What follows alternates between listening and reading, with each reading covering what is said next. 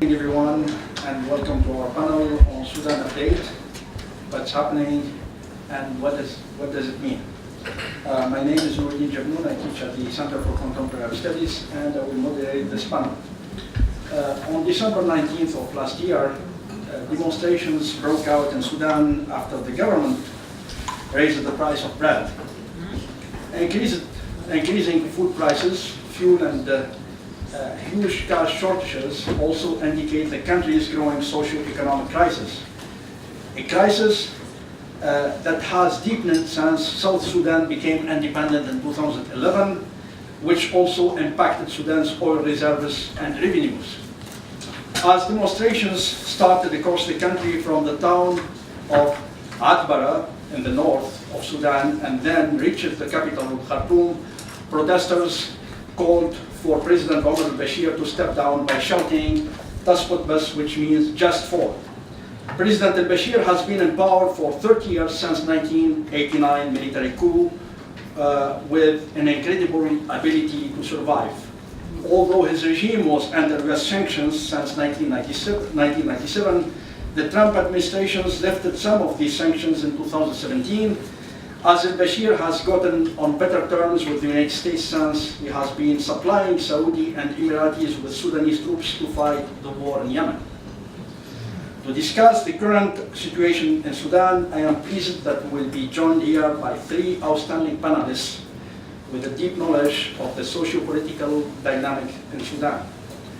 Dr. Dimah Mahmoud is a humanist and activist. Her work contributes to advancing sustainable socio-economic and political development, particularly in Africa and the Middle East. She consulted for the League of Arab States, UN Women Arabia, El Karama Foundation, among others. Dr. Mahmoud has co-founded the Nubia Initiative, TNI, a transboundary non-profit organization that leverages art, academia, and technology to protect, preserve, and promote Nubian cultural heritage and endangered languages. Dr. Mahmoud holds an MA and a Ph.D. from the University of Exeter in UK on Middle East policy studies and Sudanese foreign policy and international legitimacy, respectively.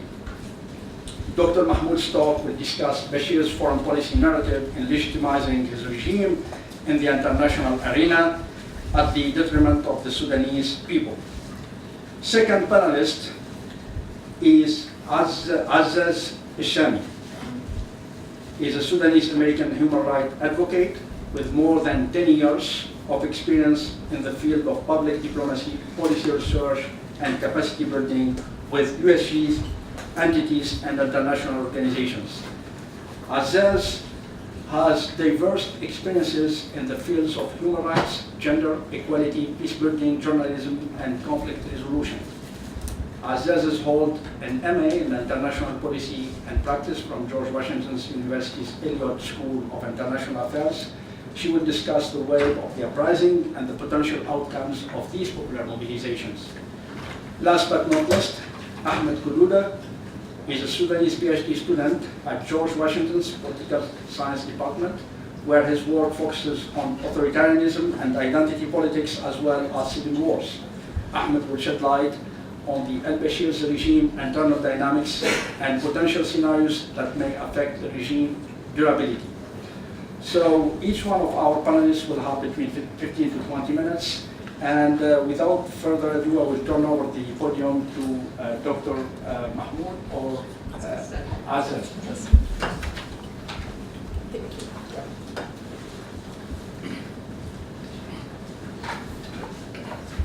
Hello, everyone. Good evening. Thanks for coming today, and thanks to the Center of the Contemporary Arab Studies at Georgetown University for hosting us. It'll take me a minute so I can pull up my presentation. So, as Dr. Nubia said, I'll be covering just a background, how these projects started, and the mobilization aspect of it.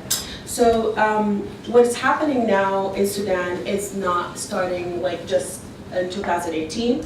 Actually, since 2010, there has been a lot of waves of protests, and they used to be like up and down and they would be intense, but they usually knocked in the bud really quickly, and the government use of violence would be very strong.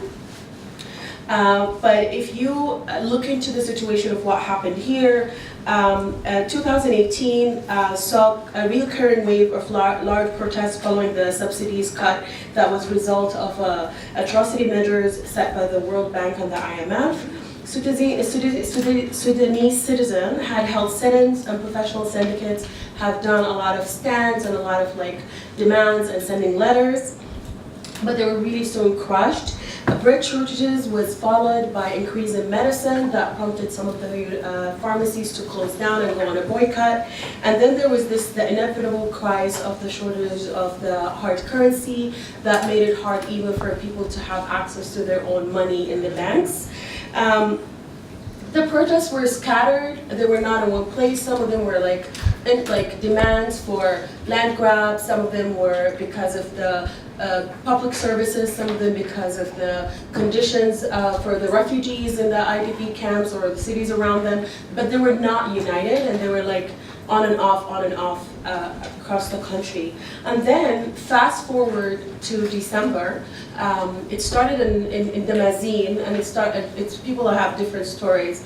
But the common thing between Damazin and Atbara is that it started by students. Students who went to the canteen to get their breakfast, and then what they found is that everything is doubled. And started from there, took to the streets, and then it just caught up from there.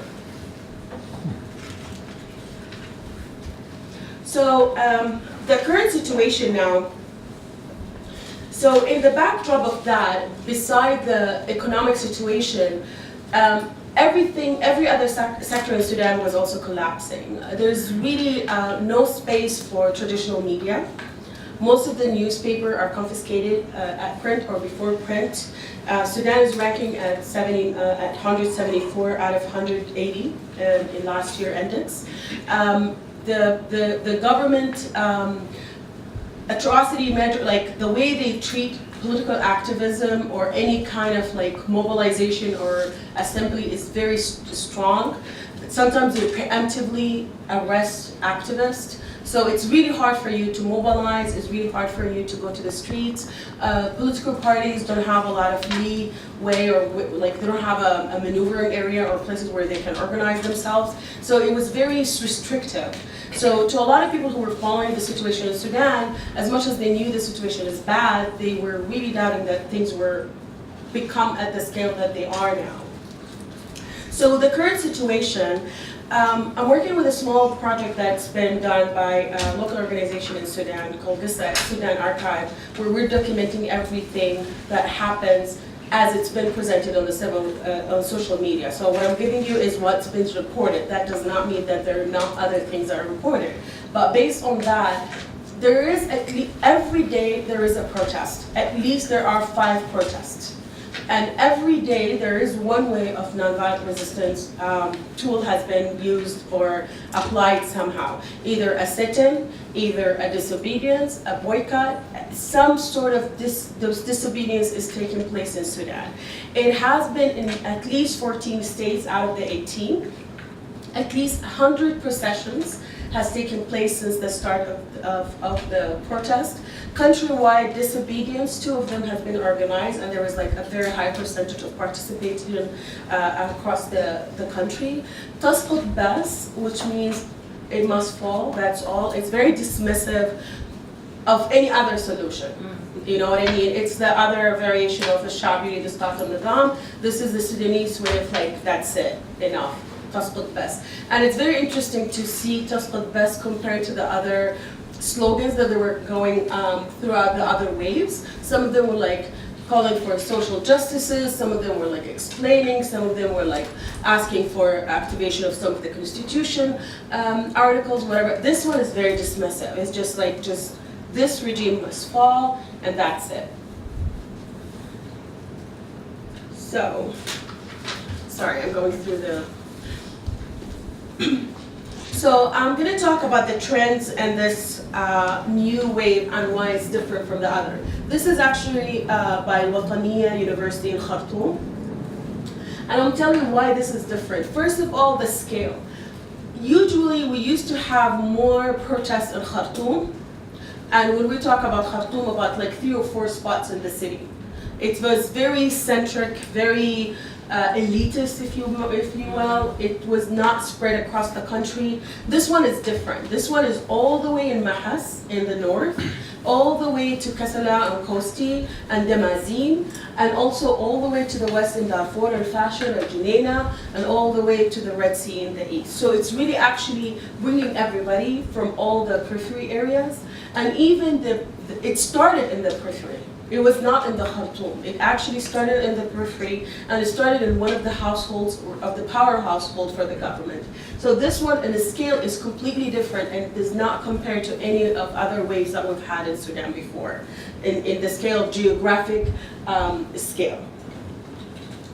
And longevity and persistence. This one is really interesting. It's very persistent. For instance, in February 22nd, as a reaction to what's been happening, the president decided to dissolve the government, and he announced a status of emergency. As he was doing that, as he was giving this speech, there were like 80 night protests as he was announcing the emergency status. So people were really persevering, and they were like not taking that as a solution. That was their way of dismissing that as a solution to their demands. That was the response. So it was really interesting to see that even despite the emergency status and what came after it from the courts and all these restrictive measurements that follows, people were still trying to tell the government that that will not deter us, that will not stop us from coming out.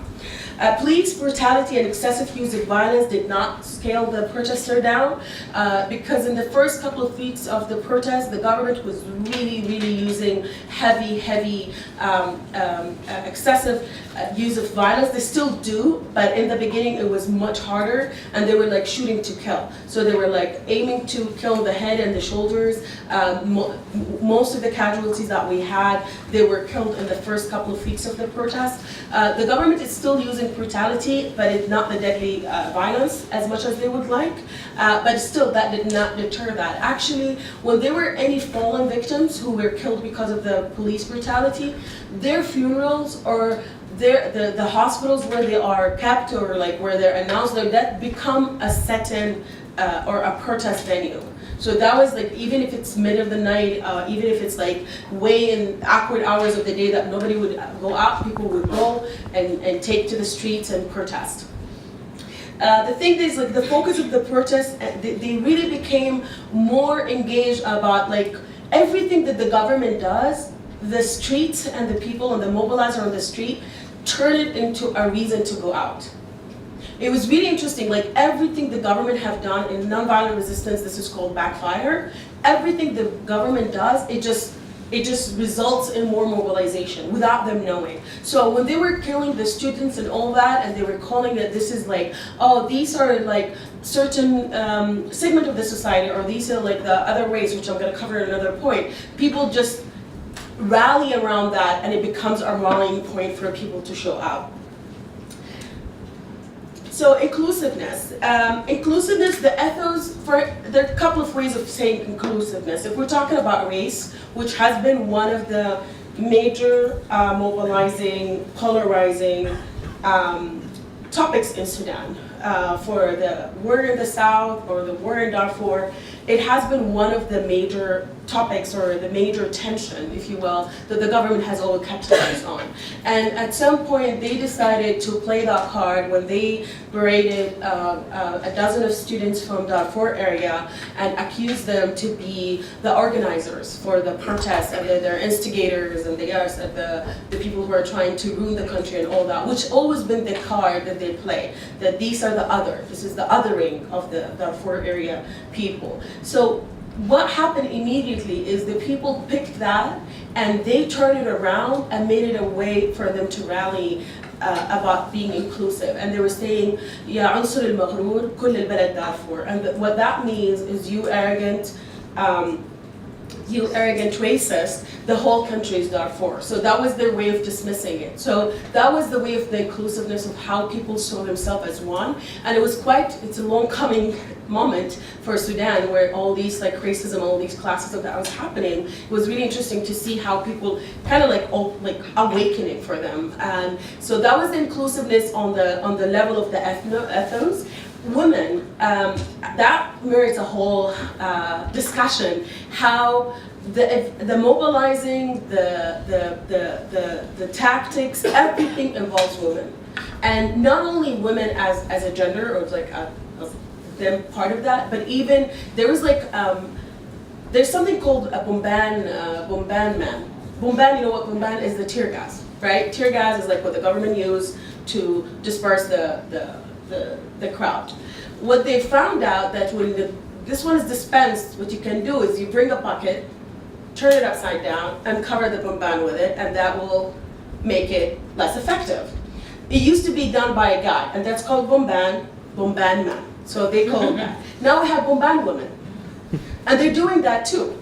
So not only you see men taking the bucket and covering it, or running around, or turning the guy, you see girls too.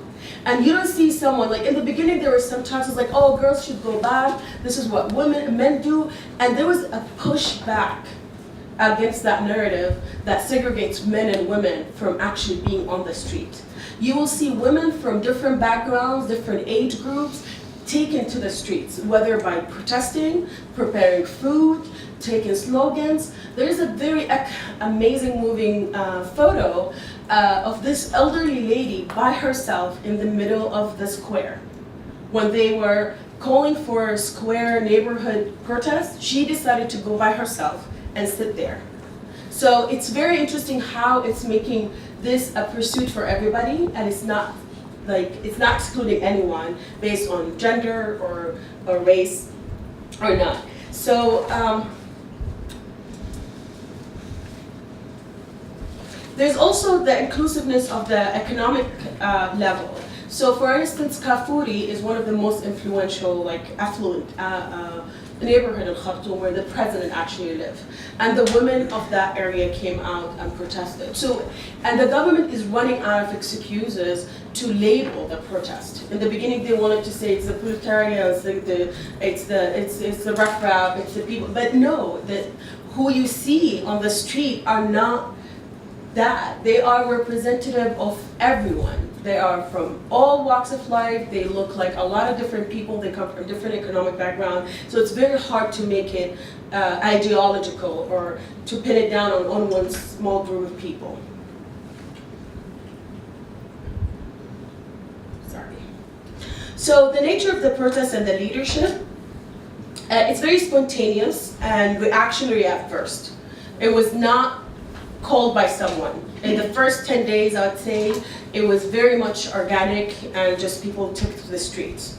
And at that phase is where we saw some vandalism and some damage to property, where they were like burning the NCP, which is the National Congress Party buildings, and they were doing some of the vandalism. And then after that, they started to take a shape, where some of the syndicates, and especially notably is the Sudanese Professional Association, which was actually organized and established a couple of years before 2018. They started to take the lead by organizing the mobilization. Not, the people are out already, but what they were trying to do is to give a schedule. And instead of like going every day and people having a fatigue, they started to make it every other day and started to give it a time so you can have all your resources in one time and you can have a critical mass. So it started to make it like from 1 o'clock to 4 o'clock where this is not too hot and it's not in the dark. So they started to give more directions to the crowd, and the crowd loved it because there was a vacuum when it comes to leadership, and I'm sure my colleagues will cover that. There was a lack of leadership in general in that area. You know what I mean? That the political parties has been really stripped of their power with the detention, with the political detention, with forcing them to be in exile. So syndicates are really heavily politicized towards the government. So there was not a lot of avenue for mobilization and mass mobilization. And the Sudanese Professional Association came in and filled that void immediately. So the direct message was very clear from the get-go. They really went to, they escalated, تسقط بس. That's all they wanted. This has it's a double-edged sword, and we can discuss that later in the questions and answers. But it's that's it. But it needs to have a political explanation and materialization on the ground. But what the people want is they do not want to deal with this government at any level. Hence the reason that they're still into their 96 days or 98 days and going forward, and they're not budging. So the demands, again, excessive use of violence propelled the masses to demand the fall of the regime. And the wave is different in a way that, I'm sorry.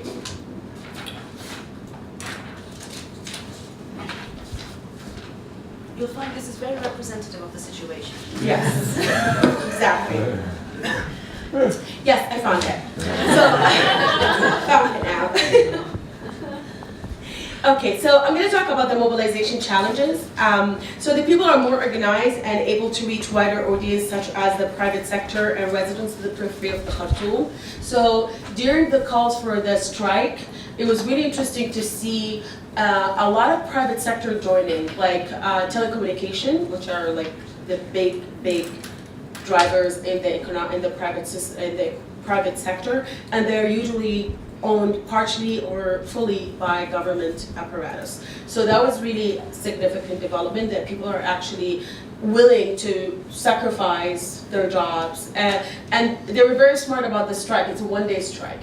And that was like, I can talk about the tactics later, but the tactics that they're trying to do it is like trying to reduce the self-risk or the self-interest, so you're not risking a lot. And especially this one, like the strike, having the flag on your house, wearing white for women, these are low-risk activism that it's actually making the participation more accessible to a lot of people, because not everybody can be in the street, not everybody can be part of the protest and take the actual physical risk that are associated with it.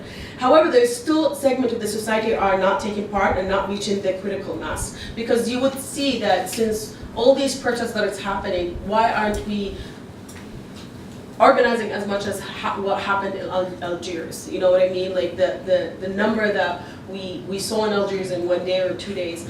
There's a lot of reason for that, urban planning and also the to what extent that we have a state or not, and to what extent, and I know Ahmed will cover that, is like why we couldn't reach that, and because of the structure of the security structure in Sudan, it does not allow that much of mass the critical mass to occur easily.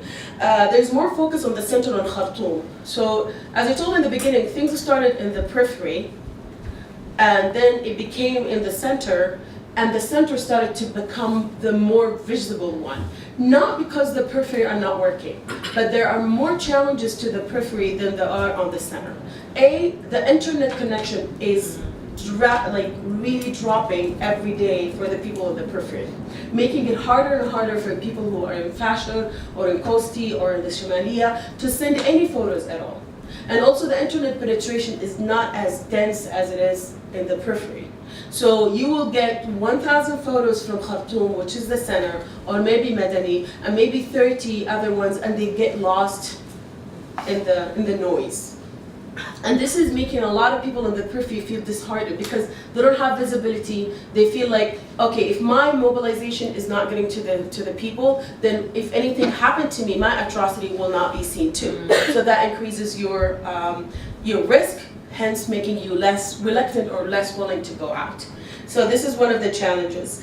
And also, the intensity of the mobilization and participation will decrease before and during Ramadan. This is also one of the challenges that a lot of the mobilizers have. Also the weather, that it's changing, and this is really, it's really, really hard and challenging for people who live in the, especially in the part of the urban parts, and also with the Ramadan one.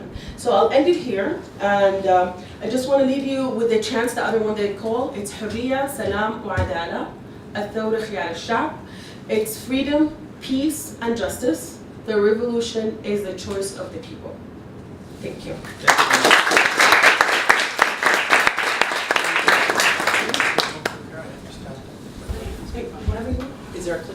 Yes, there is. Yeah, that is. Okay. Can you fair? Thank you. We're friends.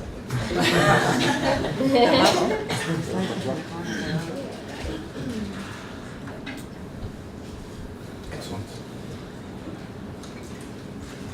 All right. Thank you, Professor Jabnoon, Professor Davis, CCAS, and of course, Mubarak for organizing this event. I'm very impressed by the presence in the room. It can mean two things. One, it can mean that all of a sudden Sudan is interesting, or it could mean that you guys are here for extra credit.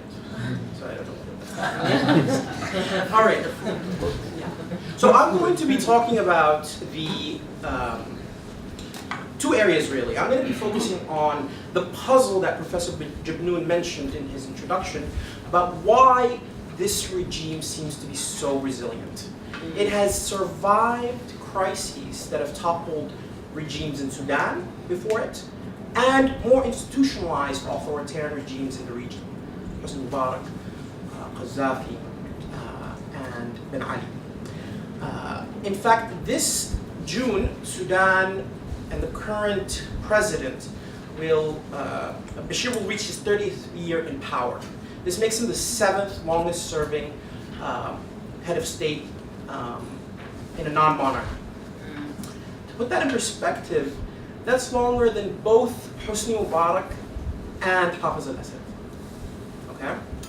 Now, if he survives a few more months, he may reach Mobutu. So he's basically invincible, it seems.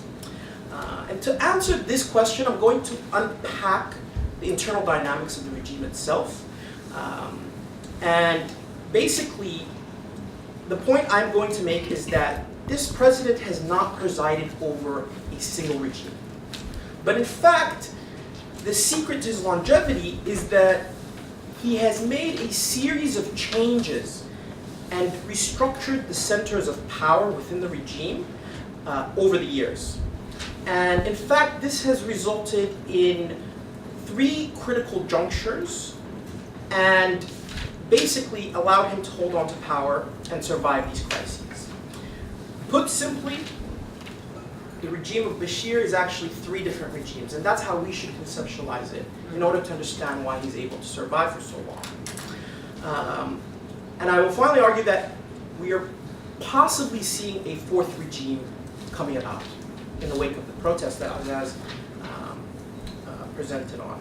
The second part of my presentation, I will briefly outline some prospects for the future based on what I think is going to happen to Bashir himself, and then a few scenarios. Okay. But before I unpack it, because who here is in political science or is a political scientist? Okay, good. Not many, because this part may be interesting. Because if you're a political scientist, you'll be like, I know this stuff. Okay, so just a quick primer. Political science, we categorize regimes into 4 types. Obviously, there are monarchies. Then there are dominant party regimes. Now, dominant party regimes, commonly known as party states or one-party states. The quintessential example is China after Mao. Then you have personalist autocracies. These are where you have a single individual around whom power is concentrated, right? This is Libya under Gaddafi, and Iraq under Saddam. And then finally, you have military regimes, and these are where a military, through a coup, comes in, institutes a junta that governs through the military institution itself. Now, these are the least common today and the least durable. The most durable are monarchies, followed by party regimes, and then personalist regimes, followed by these military regimes. The quintessential military regime would be Myanmar before the opening that's happened over the past couple of years. And within this ideal type categorization, of course, many regimes have a basic combination of these different institutions, right? So you have regimes that are what you can consider party, personalist, military. And this is really a really good way to describe Hosni Mubarak's regime, right? Hosni Mubarak was a strong autocrat, but he also had an equally strong party. The Nationalist Party had strong institutions, right? At the same time, the military was the backbone. So it's a hybrid of the three ideal types. Again, Cuba under Castro is a personalist party regime, right? The Communist Party. Castro's a figurehead. And finally, Algeria, arguably before the Civil War, was a party military, right? So different combinations, basic stuff. And this is going to outline my thesis. So how has Bashir stayed in power for so long? In short, he is meticulously, in a calculated way, reconfigured different combinations of military, party, and personal authoritarian institutions to keep himself in power. Put in military men as governors to run the country. I couldn't find a better picture than this. This was February. This is like the picture you get in the news when the military comes in and says, we're taking over the country, right? The junta is here to run things. So this is what's happening now. There's an interesting distinction that I'd like to make, though. The people Bashir brought in are still those that came up in the Islamist movement. They're cadres of the Islamist movement. But they're still military men. And they have a loyalty to their identity as military men. And they're willing to sideline the party. So I want to make a distinction. It's not like the military all of a sudden is coming back without the Islamist movement. Throughout this whole process, the Islamist movement is playing a role. It's just playing different roles, right? And it's in different centers of power. I think this new regime, this final regime, is doing two things. The first is that it's a last-ditch attempt by Bashir to hold on to power. And I think he's convinced that he can survive this wave of protest. But at the same time, he wants to secure himself a soft landing in case things do turn sour. Time will tell. So that's my thesis. Now, prospects for the future, just briefly in the next couple of minutes. A lot of people are contemplating what's going to happen to Bashir. The questions are, is he going to seek exile abroad? Is he going to get guarantees where he can step down and put in one of his, the people that he can trust in power? Of course, the International Criminal Court issued an arrest warrant for Bashir in 2009 and 2010 for genocide and crimes against humanity in Darfur. Their current murmurs, including here in Washington, certainly in Riyadh, Qahira, and the region, to guarantee Bashir a safe exit, and even possibly delaying the arrest warrant or delaying the implementation of it on an annual basis. I don't see any scenario where Bashir will seek refuge abroad. In fact, there's a book coming out that shows that culpable leaders who have committed crimes at a certain threshold are much less likely to actually seek refuge abroad after the institution of the International Criminal Court and the Rome Statute. At the same time, even if the arrest warrant was, let's say, hypothetically counseled, there isn't a government or regime that can actually guarantee that they'll survive themselves. He has the example of Hassan Habre of Chad. Hassan Habre survived for 2 decades in a palatial palace in Senegal, and all of a sudden, he finds himself being tried by the Senegalese that gave him refuge. That's not a good deal for Bashir. He can't even trust the Saudis. He doesn't know. Maybe, who knows with Ben Salman, maybe things will change in Saudi Arabia. So he can't get guarantees. At the same time, any government that comes after Bashir will certainly demand that he be handed back. So Bashir is not going to step down no matter what happens. He will go down fighting. Now, as far as future prospects, there's all this debate about, if the regime collapses, there's going to be a civil war in Sudan. It's going to go the way of Libya, the way of Syria, and possibly Yemen. I think that's very unlikely, for the simple fact that in these countries that experience civil war, there's a very important variable. there is a specific constituency whose fate was tied to the autocrat, right? In Syria, you have religious minorities, Alawis, right, Christians, who will fight for Bashar. In Libya, the Qazasfa and the tribes allied with Gaddafi will fight for him and die for him, right? Arguably, you can say the same for Ali Abdullah Saleh. That does not exist in Sudan. Not the Ja'aliyin or the Riverine Arabs, nor the Islamist movement will stand with Bashir and fight and bring the country to total chaos. The second variable, obviously, is that the country's already experienced so many civil wars that, the likelihood of it toppling the entire state is unlikely because these rebel groups are very able to control their territories, but don't have the capacity to extend power outside of their territories.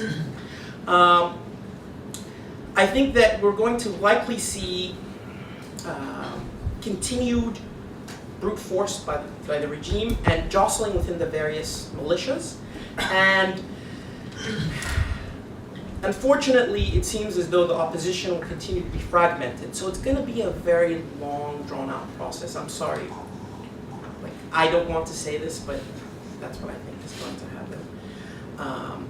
Two really bad scenarios, and I'll just mention them in brief, because I'm out of time. Radicalization, right? Sudan is not immune from this cancer. Before 2006, there had never been a suicide bombing in Somalia. Before 2011, there wasn't one in Libya. Same in Iraq before 2003. This malignancy basically will spread where there's a vacuum. And unfortunately, the regime itself has really strong connections with these movements, especially Boko Haram, Al-Qaeda, of course, the Somali Shabab, right? So if they want, they can unleash this demon. And finally, the Venezuela scenario. We're really not looking into this, where you had a very major popular uprising and authoritarian crackdown. I just looked this up, and in 2018, the average weight of a Venezuelan went down by 24 pounds. So the regime is starving its people and holding on to power. And this is also a potential scenario. Thank you very much. Thank you much for being here and for yielding your platform, which will be one of the takeaways of what I say today. What I'm going to do is discuss what was said from the flip side, from the international perspective. You're all here to understand what's happening in Sudan, but hopefully that's not the only reason you're here. You're also here to know what you can do about it, or at least that's the hope. So, what role does the international community play in all of that? How many people still read the news? I stopped. Show of hands, let's go. Okay. Percentage, and shout them out, of how many times you read about the Sudan uprising in the past 3 months. Percentage, shout them out. 10, 3, 5. Don't be shy now. 6. Why do you think that is? No journalists. Jealous? No international journalists. No international journalists, perhaps. There is a lot to connect between foreign policy making and international legitimacy. Yes? And there is a lot about international legitimacy that affects the domestic happenings and the things that are happening within the country and not happening within the country, to explain a little bit of what's happening. So what I'm going to do, and I'm very fascinated to have heard both the talks, but specifically Ahmed's, because this was the thesis, this was my doctoral thesis, the relation between Sudanese foreign policy and international legitimacy. And he just completely explained the flip side of it. So I think there's a book in the making here. Stay tuned. What I will do is explain that same time frame, the past 30 years, from an international perspective. Okay? So a quick recap. Bashir coming into power through the dynamic duo, as I call them in my thesis, Turabi was the mastermind. Domestically, as Ahmed explained, but how did that play out on an international level? It was a military coup. Sadiq al-Mahdi, who was before him, was democratically elected. So how then does the international community justify acknowledging and recognizing Bashir through a military coup? That was Turabi. In comes the mastermind. He planned it so that Bashir would come in and arrest Turabi and put him in prison so that the main ally up to the north, Egypt, is comfortable and at peace that the Sudani version of the Muslim Brotherhood is nowhere to be seen and is in fact behind bars. So you can drum that support and rally the troops because we have a new leader in Sudan that we can maybe hope to cooperate with. And Mubarak took that bait and he started drumming and the Gulf came in supporting. And shortly after, the international community, and voila, you have a recognized Bashir. And then, not too long after, Turabi comes out, and Turabi is made speaker. And it's in everyone's face. And the agenda starts being in place on an international level, starting with Bashir supporting the Iraqi invasion of Kuwait, which is what essentially began the process of isolation of the Bashir regime on the regional and by extension the international level. But that wasn't enough. That only rocked the boat. And maybe there's some tendency here. But what really got it was the attempted assassination of Hosni Mubarak in Adith, which was a big question mark. It wasn't for the Egyptians. The Egyptians understood and knew this was Sudan. They held the Al-Qaeda. Al-Qaeda had a base in Sudan at the time. It wasn't subtle, the animosity between the two countries and the two governments. And now that Turabi is out and it's too late for Egypt to do anything about it, it was time to pump the brakes. The assassination attempt happened. Egypt at the time was the only Arab state at the Security Council and rallied to have the sanctions against Sudan in April 1996. And then things got really lonely really quickly, and the sanctions were slammed, and then we needed to understand, I suppose. And so you had the foreign minister at the time, which is Zubair, say, okay, we need to fix this, and we need to fix where it went wrong. We need rapprochement with Egypt immediately. Boom, man is killed on a flight. We're not going to have that. So what then can be done? There needed to be a very visible separation, which is what Ahmed was alluding to, from that Islamist stance. It needed to be a very clear change to the international community. Hey, we're going to work with you. But first, there had to be a major international incident, which played very well in Bashir's favor. And that was the bombing of the Shifa pharmaceuticals in Sudan. It was when the US bombed the only pharmaceutical in Khartoum on the basis that, what was it? Anthrax. Terrorism? Yeah. Anthrax. Because of the link of Al-Qaeda being in Sudan. Here's the trick though. Right before that, there was already an agreement between the Sudanese government and the American government to turn in all the files to Madeleine Albright of Al-Qaeda's function and all its workings in Sudan. And this was in 1997. So that's not too far away from 9/11. But that didn't happen. Why? Because there was a scandal that was happening on the international platform here in the US, and there was a distraction. A distraction needed to happen, and that distraction was that pharmaceutical. That played in very well for Sudan, because Sudan then said, hey, look, we're trying to fix things, and now you're only bombing the only pharmaceutical we have, which garnered international support.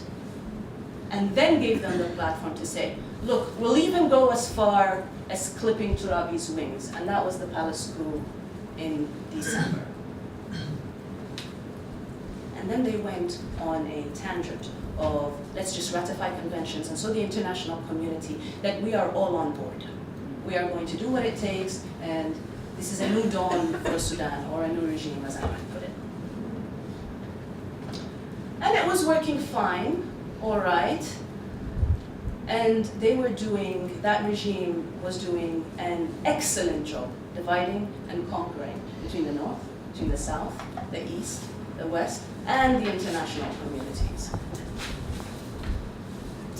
And then they realized, hang on, why are we trying to appease people here? There is something we can leverage. We don't need to abide by all international laws, not even most of them. We just need to have one of the big five on our side, because all it takes is that one veto. In started the movement of Look East initiative. Let's find an alternative to these sanctions. Let's find an alternative to what's suffocating us. And in some way, that gave them legitimacy, both internally and externally, to saying, hey, these sanctions don't really mean anything. And the only reason they didn't mean anything is that they didn't mean anything to the government. It didn't mean anything to their operations. It meant everything to the people. And this is where the question of what is the relation between international legitimacy and foreign policy making? Because if you're making your policies to appease what's outside, you're not really catering to who's on the ground. And that is something we all have a role to play in. But I will get into that later.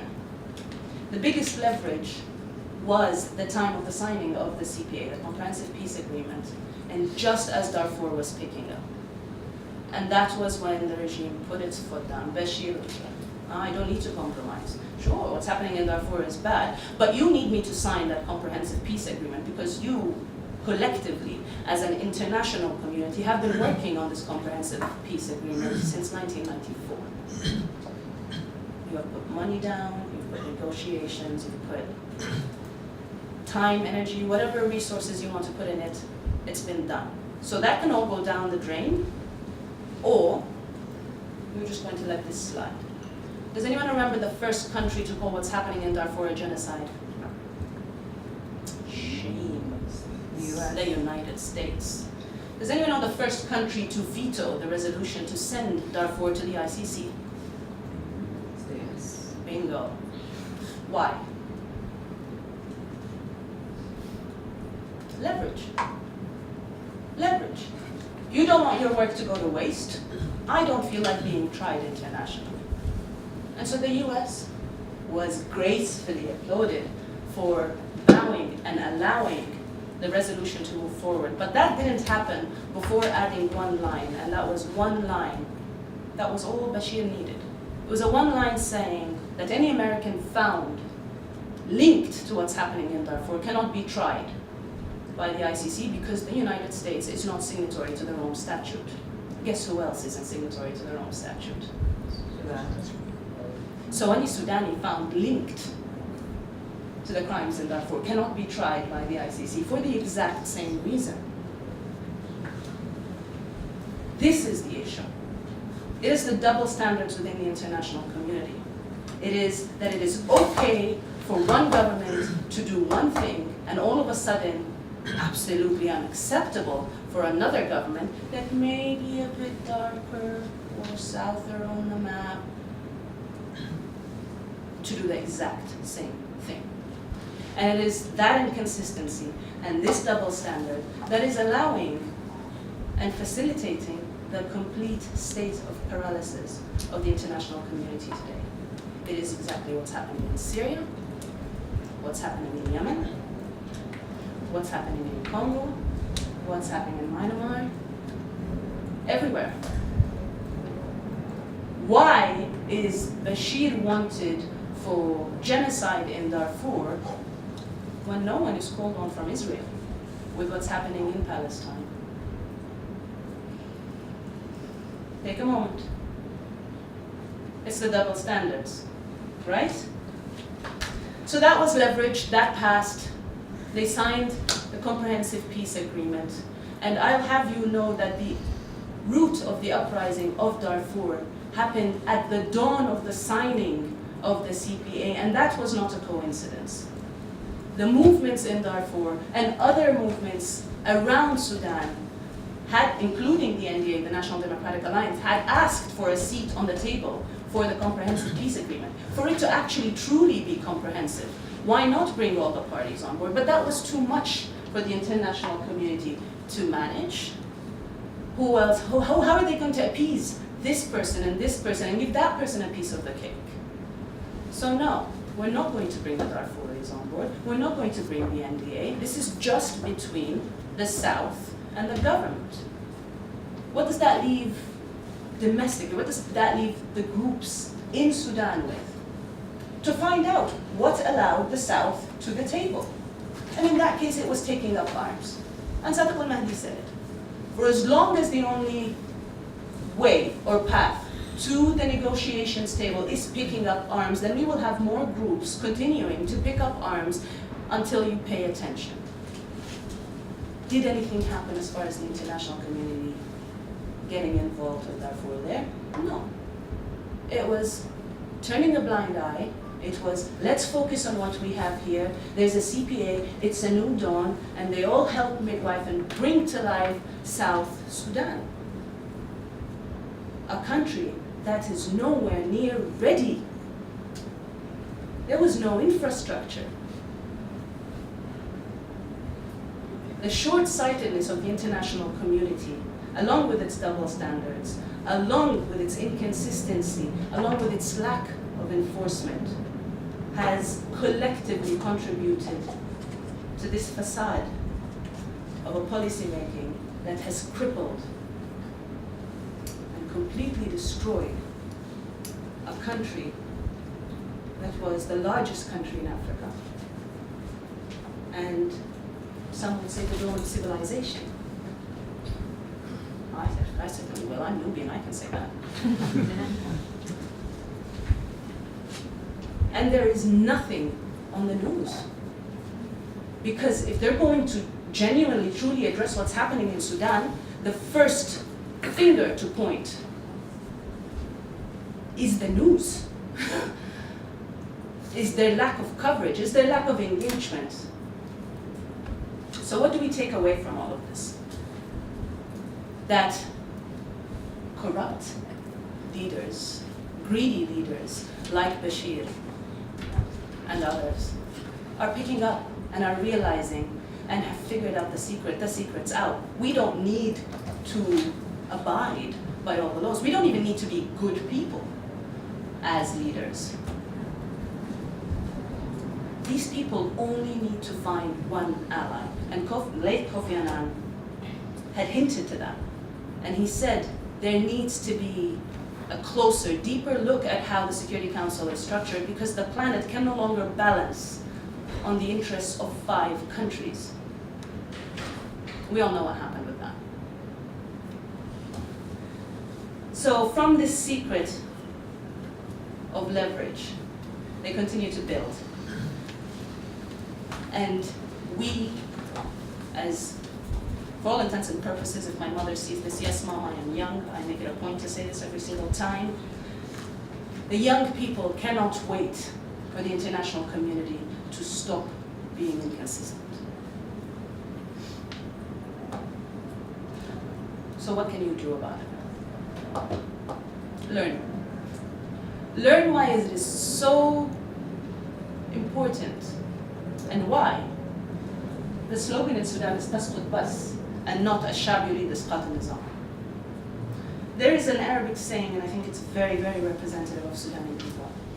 "Ittaqi sharr al-halim idha ghadab." I wish I could translate that eloquently. I welcome the assistance. Avoid the anger of the Avoid the anger of the wise. Avoid the anger of the wise. It is also applicable for the patient, and Sudanese have been patient. Perhaps the uprising didn't happen during the Arab tsunami, and I'm sorry, I do not and refuse to call it an Arab spring. We are not even seeing a blossom just yet. Perhaps in Tunisia. but not beyond. At least we can smell it in Tunisia.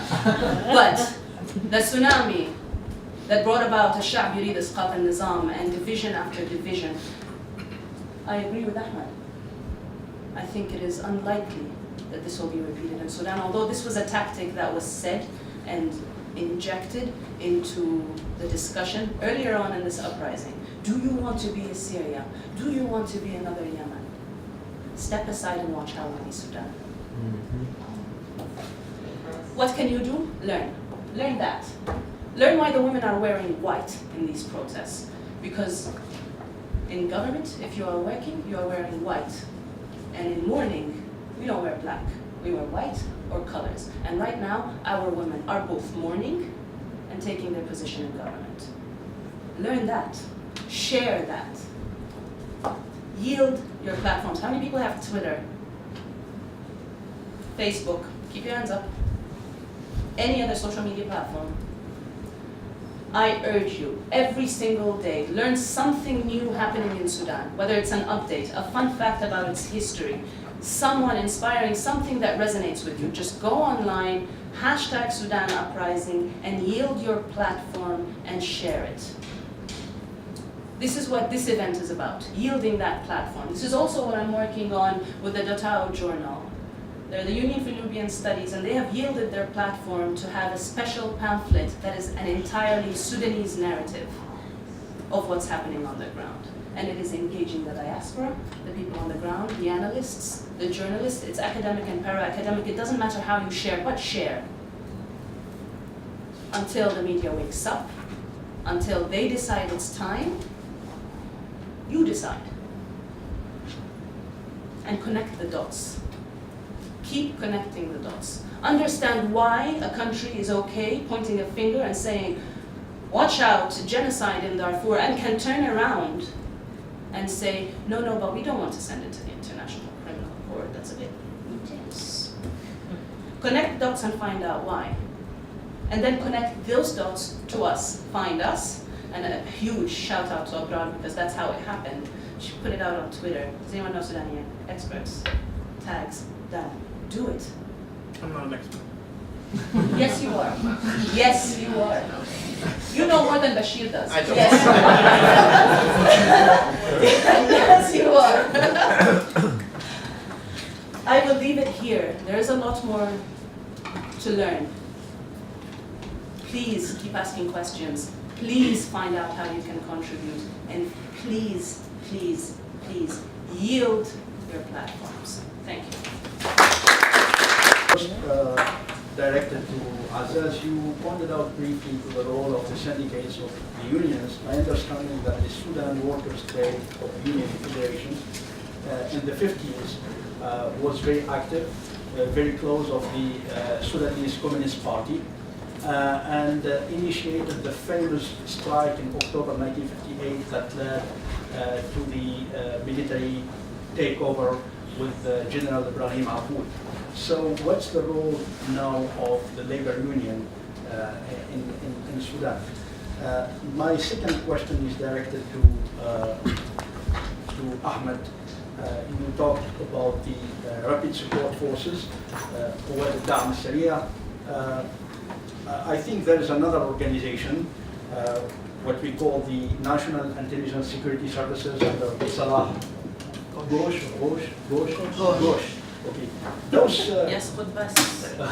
So those two organizations have been used by Bashir to prove his regime, and therefore my question is, what's the relationship between those two organizations, which constitute the two coercive pillars of the regime, and the Sudan Armed Forces? We don't hear about the Sudan Armed Forces. My understanding in 2012, it was purged from some officers who allegedly tried to overthrow General Bashir. So what role is playing the Sudan Armed Forces now in this uprising, and those two security organizations in Sudan? I think I'm just gonna go there. I'm not sure if you Yeah. can No, hear me. it was off from the back, so. Oh, It's working now, yeah. Okay. Oh, awesome. Okay. Yeah. Yeah, Oh, yeah. Can you hear me now? Yeah. Awesome. Yeah, thank you for the question. So the syndicates, one of the things that Ahmed mentioned in his speech is this reconstruction of the whole society and the whole dynamics of the society. One of the sectors that was hit hard was the syndicates and the union. So what happened, instead of having one union for all labor, it became the institution union. نقابات المنشأة. So it became each person or each group that works for one organization, they become yes, that word. And they usually very, very hyper politicized, and they usually governed by the government. That happened at all level of any kind of group affiliation, whether for the farmers. My mom was an activist during the 70s, and she used to have she was up in the north in the Nubian areas, and she did something for the farmers syndicate. That was later became very politicized in the mid-90s leading up to the 2000s. That what started as a grassroots farmers who live in that area who were fighting for their rights and for better curbs and for better loans and all that. It became a way for the patronage system that if you are part of the government, if you are an affiliate with the government, then you will have something. So it became some of the perks, if you will. That how it become done. And then I think, and correct me if I'm wrong, in the 2000 there was a little bit of opening that some of the professional association, not necessarily the blue collar but the white collar, like doctors and architecture, pharmacists, please correct me if I'm wrong, they started to have more independent syndicates or committees because the thing is that you started to have more people coming into these platforms and trying to reclaim it again and make it less politicized, not in terms of not political, the activists were political, the members were political, but they wanted to make it less pro-government, and that caused the split. So you would always have something called a lajna shari'iyya versus the other syndicate. But it's not really big in scale, but one of the largest one now that's actually taken a huge part in the protest in Sudan is the Sudanese Doctors Committee. And they're the strongest for one good reason. They're all under one employer. All of them are under the Ministry of Health. And again, they have wider influence. They can be presented in many other cities because their doctors are almost everywhere. But these are the syndicates that I'm aware of. But most of them are white collar and professional. But I don't think the labor unions are as strong. And correct me if I'm wrong, if anyone in the audience.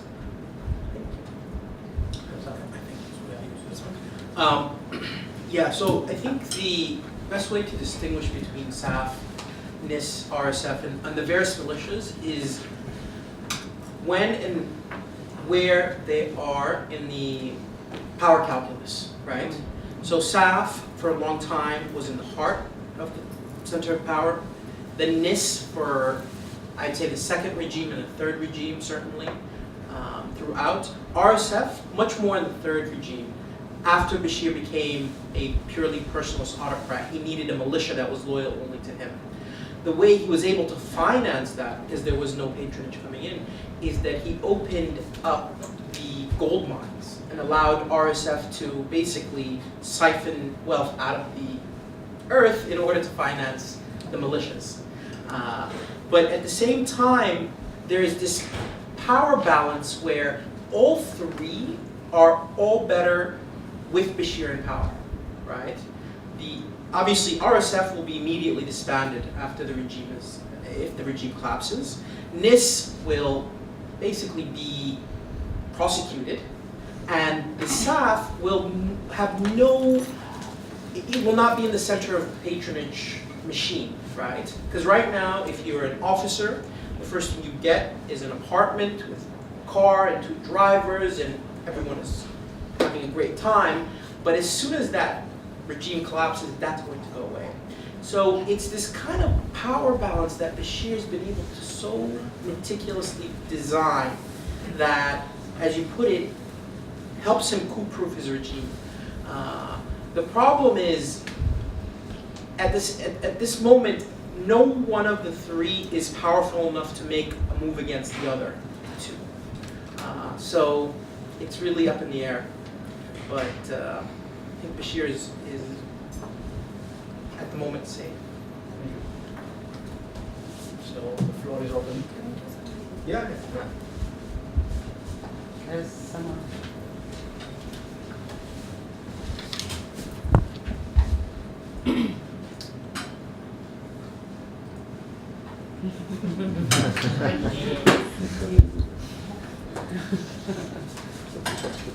Yes. This is Can you identify yourself? Mubarak Iron Network. Yep. Going back kind of to the history, maybe Dino, you want to kind of focus on that. Pre-1989, we know that there was kind of, the twilight of the Cold War era, and we know that there was heavy military support from the U.S. to the JEMI regime, especially when he kind of divorced the left camp after that, and kind of started giving birth to more of the kind of the Islamists being more in control of the institutions, even late 70s, early 80s. So that kind of deep connection, and then you fast forward now to where you have kind of the biggest CIA center in Africa being in Khartoum.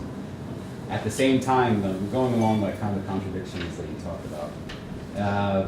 At the same time, we know that a lot of the, Boko Haram, Shabab, these groups are kind of ideologically indoctrinated in Khartoum. The hosting of Bin Laden in the 90s, all of these things. And it seems like right now the strongest connection as far as between the US and Sudan is that intelligence connection. You guys, I'm gonna jump in on this also, I don't know how to, find an explanation as to why the CIA is holding on to NISS so strongly.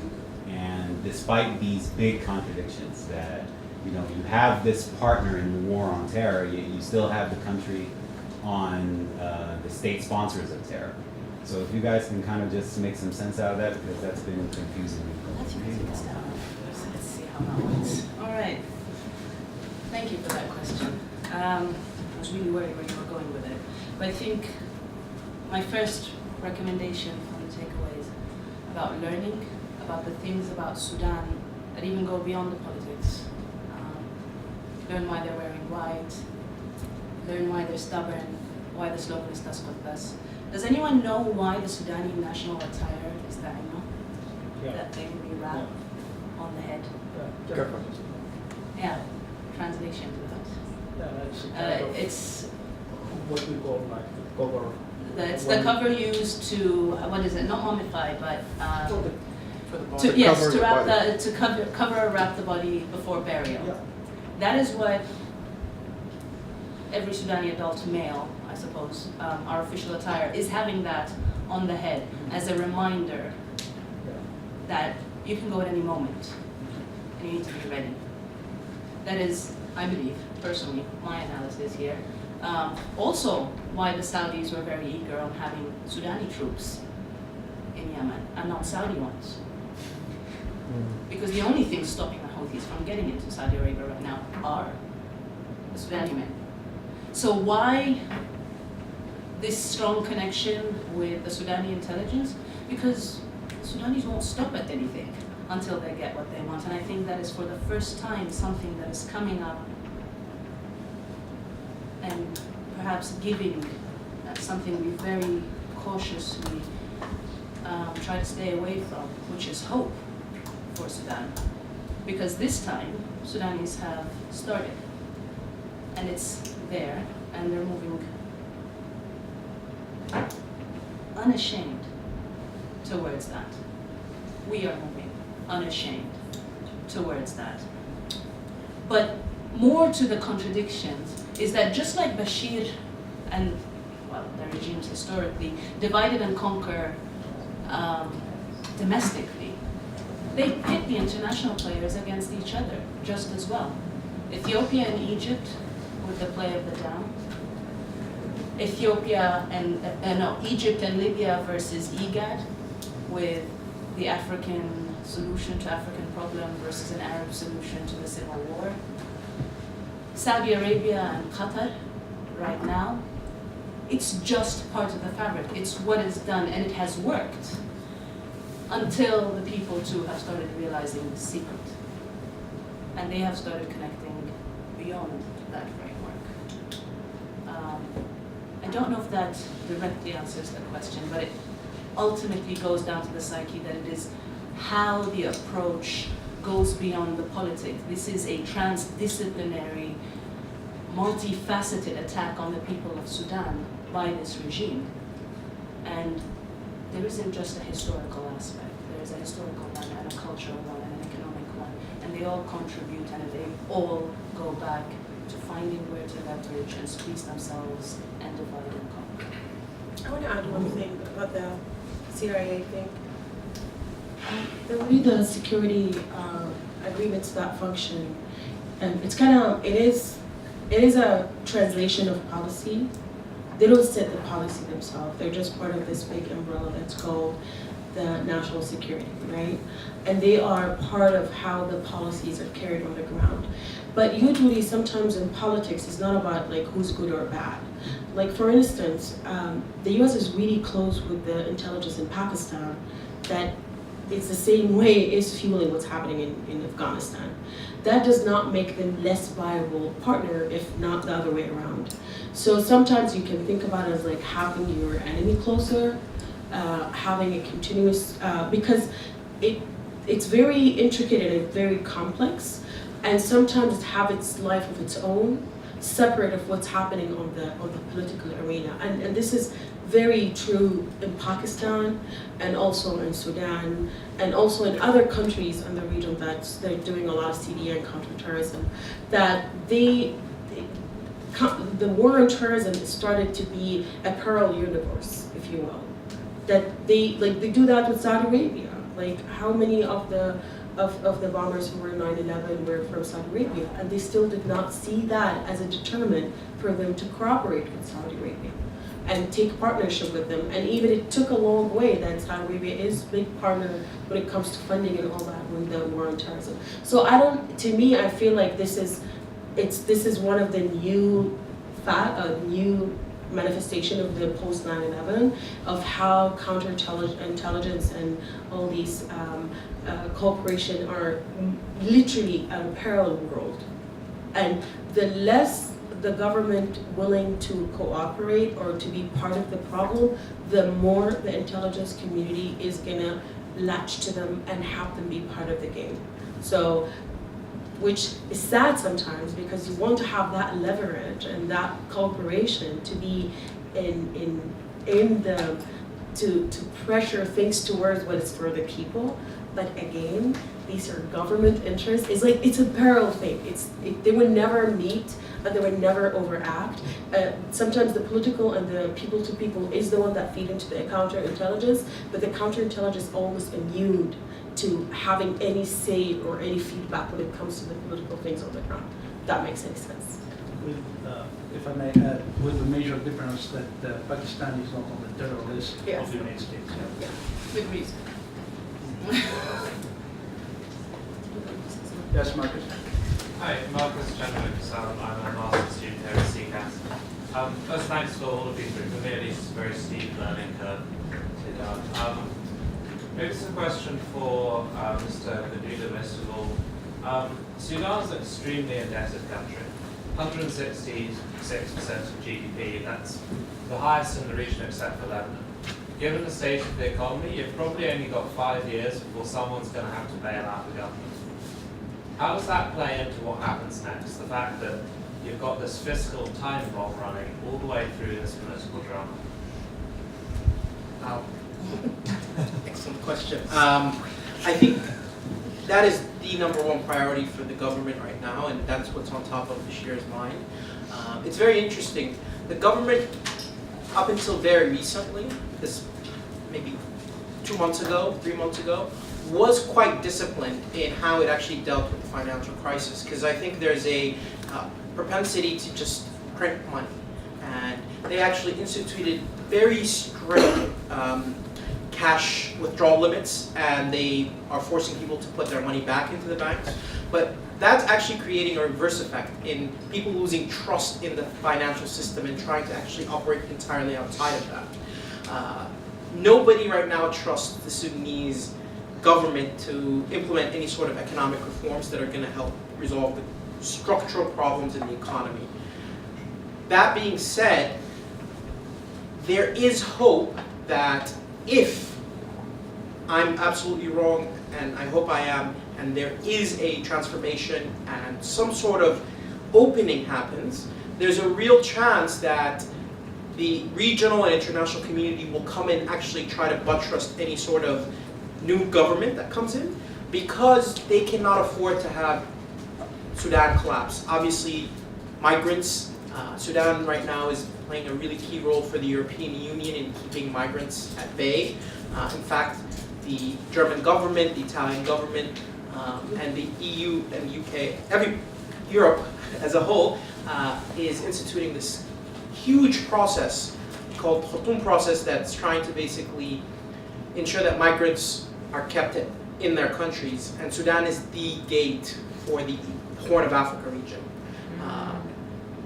With that, Sudan is receiving money, and unfortunately the money is being directly funneled into security and ensuring the regime stays in power, and it's not in resolving the structural problems. So, I mean, the regime is basically living day by day, paycheck to paycheck. And I'm not sure if the GDP is correct, actually. That's the IMF number for the last month. Well, there is, I read this very interesting thing. There's no access to information in Sudan. And no, it's very interesting. Even by law, they have this new Access to Information Act that was passed in 2015 that classified 12 kind of information. And anyone who was, I was talking to two researchers who were working recently in Sudan. They say that they cook the numbers, literally, so they can look bigger than they are. And also even the population number. So I would take it with a grain of salt. Well, no, they froze the debt number in 2017, so it's probably 180 or something. Yeah, so it would really, because when it goes to, like, the poverty in Sudan is very high, and who has access to these money, it's very, very, there is a 1% for real in Sudan, and you can see the difference of how people are living like day to day hand to mouth, and other people who have millions. So it's not well distributed, even if that number was true, it's not actually reflected on the ground when it comes to people reality.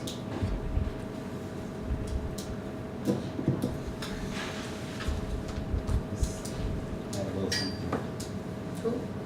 For The main problem is that the means of production have been completely depleted in Sudan, whether it's the agricultural sector, the manufacturing sector, mining. Every single one of these sectors has been completely depleted. So heavy dependency on imports, using hard currency, those kind of things kind of took it down. There's Professor Steve Hank from Johns Hopkins University. He's followed, throughout 2018, he's followed the Sudanese economy very closely. If you look him up and look up his research on it, it'll be very apparent how inflation rate, along with the rising GDP, kind of gave a smoke screen or some kind of health.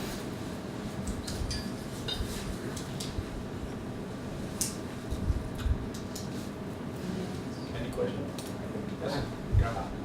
I was wondering if you could I'm Grant Martinson. I'm another master's student here at CCAS. And I was wondering if one or all of you could explicate a little more the 1999 to 2000 transition and how Bashir managed to push out his competitors and assume a more personalistic role in the regime.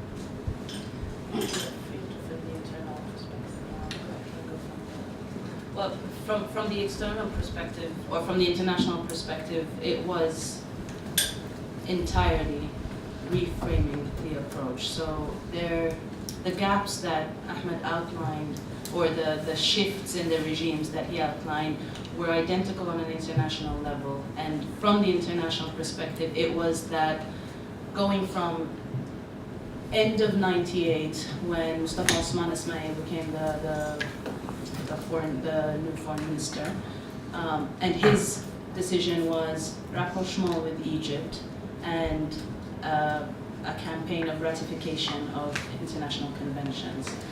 What Bashir did to emphasize that while this is changing, I am still who I am, and playing off what Turabi was trying to do and said, hey, well, we need to shift away from the military and focus on who we are as a people when going into their own party.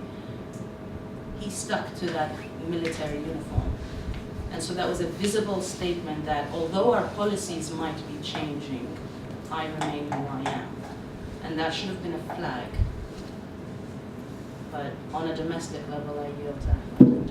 I think Turabi gave a series of interviews to Jazeera, and he outlines this in a really, a lot of detail. But the trigger, in theory, was that he tried to create these constitutional reforms that were going to make the president a ceremonial figurehead and create a more powerful prime minister, hoping that he would then take that role and basically be the head of government. The real power calculus, though, was entirely within the Islamist movement. This was a coup that the students committed against their master. Turabi himself was basically the godfather of the Islamist movement, and it was his subordinate. It was Ali Osman Taha, his student, for decades, that basically led the coup. But in order to remove Turabi, you need to have someone who's going to fill that vacuum of the counterweight, if you will. And Bashir immediately moved in and played that role. I think a lot of people don't give Bashir enough credit for how calculating and shrewd he has been as a politician. He's very astute and knows power. He understands how to manage people. He understands how to play politics. But the real calculation was much more on the Islamist movement, internal dynamics, as much as it was Bashir. Bashir just opportunistically found himself there and said, I'll be that guy who, balance the regime. Great, thank you both. Yes. As I was talking about the current situation, there's more protests, more coordinated, more inclusiveness across the country than ever before. And, I've heard, from Dimah, other things, and I get a sense that there's an excitement about that. It's something you've never seen before. But then, Ahmed, listening to you, I get the feeling Bashir, he's really good at what he does. He's calculating all that in, and nothing's actually going to change, even though we've never seen this before. So, where do I go with these two thoughts? Learn. I'm just a pessimist. I'm a pessimist, and these are optimists, basically. No, it's not optimism. I have never been accused of that. I'll tell you that. Okay, I'll tell you to you in a different perspective. Like I'll talk about it from people power perspective. Okay, while it's happening now, it's great, but it's not really reaching the critical mass that could actually change the equation. So I'm not negating what Ahmed is saying, but it doesn't mean it's a timeline. It's a journey. We are where we are now, much organized, much larger crowd than we were in 2010, 2013, or 15. But that does not mean we have reached the critical mass that could change the equation. When you do nonviolent resistance, there's a lot. We have not had any defection. We don't have strong political ideology that can have some of these people on that side come towards us. The opposition is quite weak at the moment. They cannot have leverage for them to have defection. Until we reach a point in the mobilization and the people power that encourages defection on the other part, then the equation will not change. However, it will come to a collapse at some point. It's like, but it might not be because of the people power. You know what I mean? So I don't know how to explain that. It's a train. They're both going in two parallel things. People are taking the consent from the government. They are disobedience, but that will not topple the regime. There are more other ingredients that we need. But at the same time, let's say there are no people on the ground. No people are protesting. The government will still collapse at some point. Because it is a failed state. That it's just been standing on props, on lifelines from this and that. But what people power could have done, if they garnered enough, muster enough leverage, they will take it into a smoother transition versus this train that it's just ramming into the wall. Does that make any sense? No. So it is falling. I totally understand what you're saying. I've been an organizer for World Change for 30 years, and I've watched times when we've got to critical mass and we actually win. And I'm being very optimistic for you, and I'm trying to think of strategies that'll help. Ahmed is talking about facts which are true. Ahmed, when he says that, because you don't have what counters the government. The government is really entrenched into the state. It's a deep state. They have regional allies that we didn't touch on in the current time. We have Turkey and Qatar on one hand, and you have the GCC and Egypt in one hand. And then other freelancers coming in and out, the US, the EU, Russia, with Libya. It's so much complex. So the government has more resources to draw on versus the people having the resources.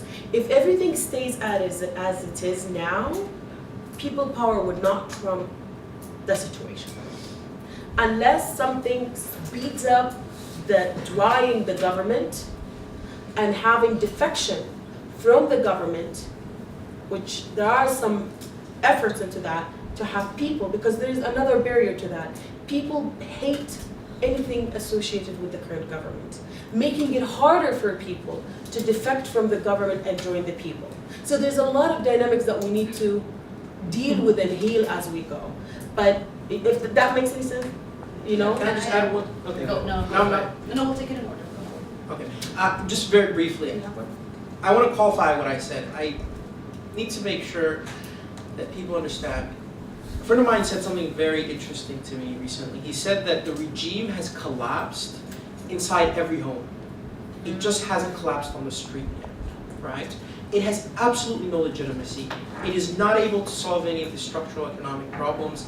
It's staying there by brute force. And the equation is how long it's able to finance the brute force until it collapses. It's just a matter of time.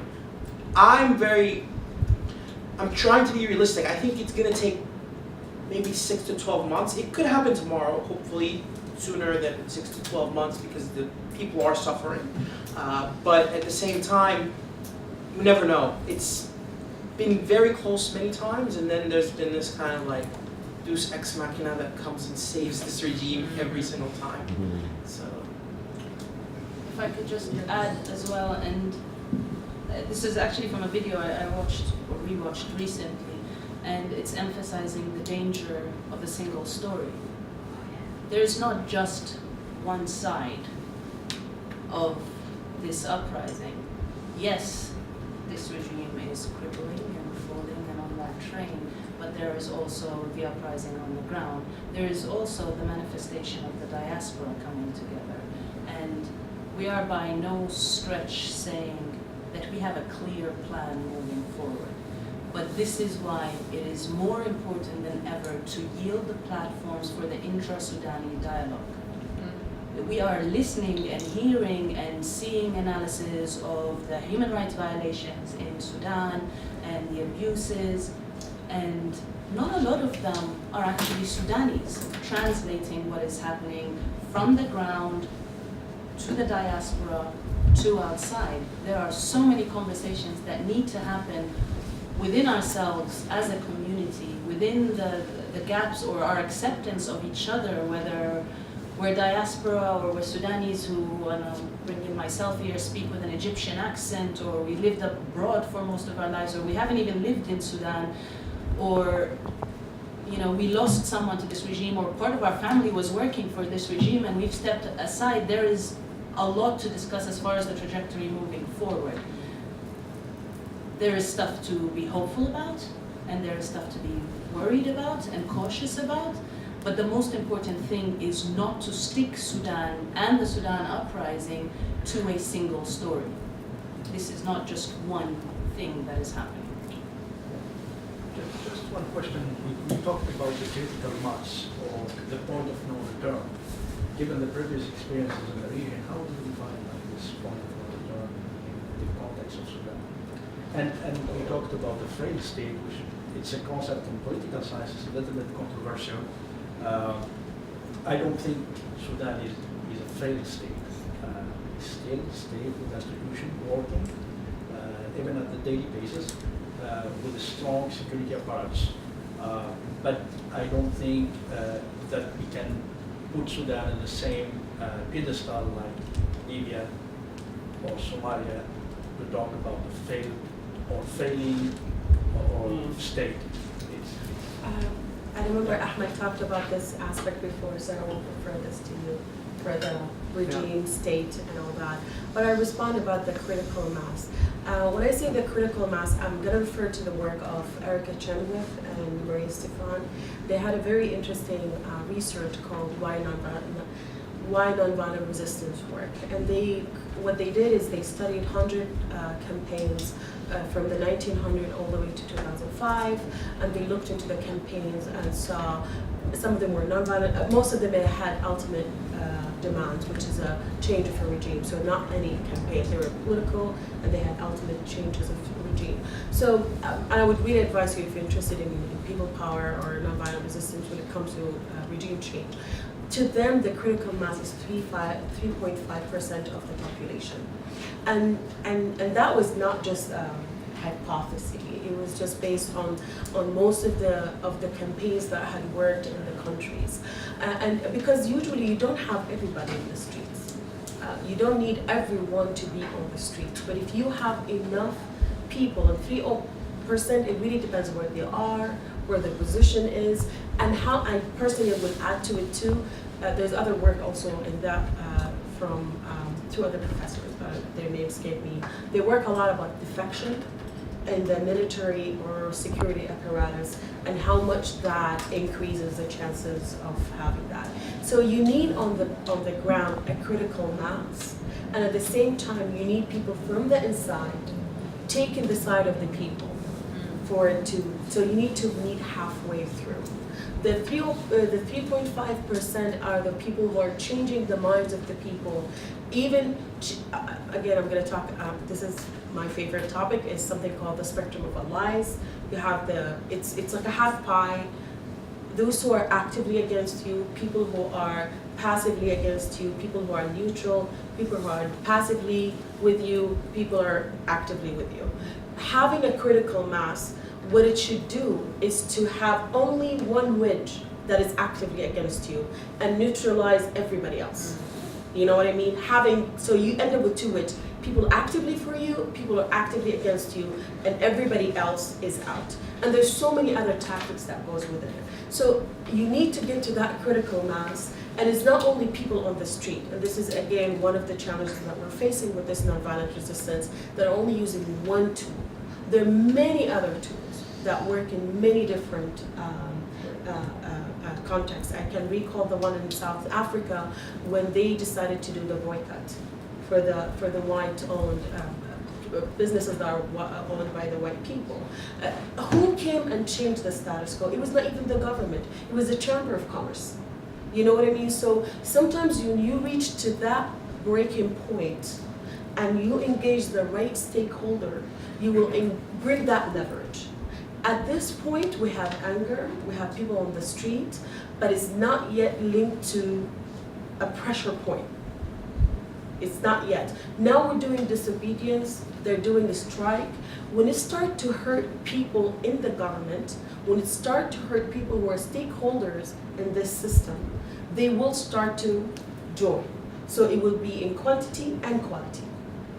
As federal state, I'm not a political scientist, but from what I gather, and I would that Ahmed explained that, is that what we have is a police state. It's not services. So there's no water, no fresh water, no school. Everything in Sudan, it's functioning because people's charity and collective effort. It's very rare, it's because the state does something. You know what I mean? So I don't feel like if the government were to leave today, I'm not sure there would be a lot missed. What we will miss is the detention centers. We will miss all these arbitrary detention, all this it's very absurd when you see the new pickup cars going through the street and collecting people where people protesting not having fresh water. You know what I mean? So to me, it's like I don't feel the government is delivering services or had at any time because the really small government system. I don't know how many of you follow the economic style in Sudan. It's very small government, and Sudan is not designed to be small government operation. But Ahmed could add to that. I mean, I agree. I think I agree with you and Azaz. I think it's certainly not a failed state in the Bavarian monopoly of violence in the center. Periphery, obviously there are armed conflicts, but in the rational bureaucratic sense of a state, like Azaz is saying, it's certainly very weak. It's not failed. We're very far from that, and hopefully we don't reach that. It's not a Not in the monopoly, I meant service-wise. Yeah, maybe I need to correct myself. I didn't mean that we don't have a monopoly. Though we have 2 freed areas that are not under the control or the monopoly of the government, so we have to recognize that. But that's the only thing that they have control over. One last question, and I promise I'll shut up. There's someone here as well. We'll take that. Wait, something that you guys didn't touch about was the relationship with Sudan and China, and especially with the international community, given that the U.S. and the rest of the international community is worried about China. And they've been investing in the country for a while, especially with the discovery of oil in the south. And is there any inclination of how they feel about these uprisings? Are they reducing their investments? Are they fueling it? How much are they really backing Bashir, and what do we need to do about it? No, China doesn't care. About the people, about the uprising. But then again, what government does? Yeah. But we did, I briefly touched on that in the Look East initiative. China was one of the first Sudan, or the Bashir regime, turned to after the imposition of the sanctions in '96. And from there it was Malaysia and then India, and it was sort of the gateway to say, okay, well, there's something here in the East for us, and that was leverage, and that was leveraged very well. Because China came in, did they open that university? Do we have that Chinese university yet? Yeah, well, it's getting there. if this continues. So, but that's again the policy of China anywhere. We have a project, we'll come, but we're coming with our people, with our institutions. We will set this up, we will finish, we will get our fee and get what we wanted, and then we'll leave, but forever have a hand here. It's nothing particularly special or significant to Sudan specifically. It just happened to fuel and facilitate Bashir's continuous policies because there was always a way out. And in some cases, and Syria is one of them, China is able to point at, not even get involved directly, but point to who will. and in that case be able to step aside so that there are no uprisings against China and its support of human right abusers or human right violators, like what happened in the Olympics. It's just a matter of keeping themselves sort of away, but not necessarily because they are categorically contributing to that. But this again goes back to the double standards and the international inconsistency to the approach between superpowers and developing nations. And as long as this is not remedied, then you can expect us to continue. I want to comment on the China thing in Sudan. It's a very interesting thing. China is a communist country, right? And it's very interesting to see how the Sudanese government hates the Communist Party in Sudan. It's very ironic. How they're cuddling and like really with China, but at the same time, like these are the communists. It's like villainizing the communists and all that. It's really, really interesting to see that dynamic in Sudan. But to many of us, it's not news to say that China is not political in the common sense that it's not Eurocentric political when it comes to Africa, and they have their own reason why they need to get much of their money out of the country. But when it comes to Sudan, it's literally like, again, it's a parallel universe. They wrote up the debts for Sudan pre-2016 last year, which is a huge debt. And what I understood is that they're having more equity in Sudan when it comes to the food security sector, not only the oil, because the oil, we don't have control over that. That became now the burden for South Sudan. But what the Chinese investment is in mining, which has very, very low standards when it comes to human rights measurements. The cyanide thing is really like polluting most of the water there. You're seeing very interesting cooperation between them and Russia. So Sudan has become a proxy even in the sense of the economic extractive economy. And also Sudan is going to be a recipient for another multi-billion debt from Russia. And the reason is Russia is not deterred by whatever is happening. It's equity. It's based on, it's not like I'm giving it to the government. It's like I'm having a share of that. And everybody is going to be liable to this, whoever the government is. So they're not going to be, it's not, and it comes without any strings attached. So, which been most of the consistent lifeline the Sudan government has been getting from its other regional allies. One point with regard to China in Sudan. There is post-Sudan, which is constructed by China. There is the whole oil infrastructure in Sudan is also built by China. But when it comes, I think you talked about the international variable and its impact on what we can call like democratization in those countries. We have to take into consideration the fact that China vetoed 6 times resolutions when it comes to the Syrian case, though with Russia, though China doesn't have very important investment in Syria. So I think you have to take into consideration the role of the external actors like China, which has very important presence across Africa, more than 1 million Chinese working and living in Africa, including North Africa. So China is no longer a communist country. It's a country that is more, I would say, capitalist than other countries around the world, and is more like investing in its own interests, considering this area as a periphery of China, but in the meantime is critical for the national security of China. So I don't think that Beijing will easily drop someone like Bashir or even Salva Kiir in the south. Those are two, I would say, major clients for China in this region. They give them accession without any roof. They give a lot of accession to them. So I think we still have 1 minute, and then, yeah, go ahead. Okay, just because we're on this topic of foreign policy, and so since this has happened, since the December protest, Sudan has stood alone Unlike what happened, for example, in 2013, where there was a mass protest and around 400 people were shot dead within 3 days. And so it ended quickly because it was just, very violent.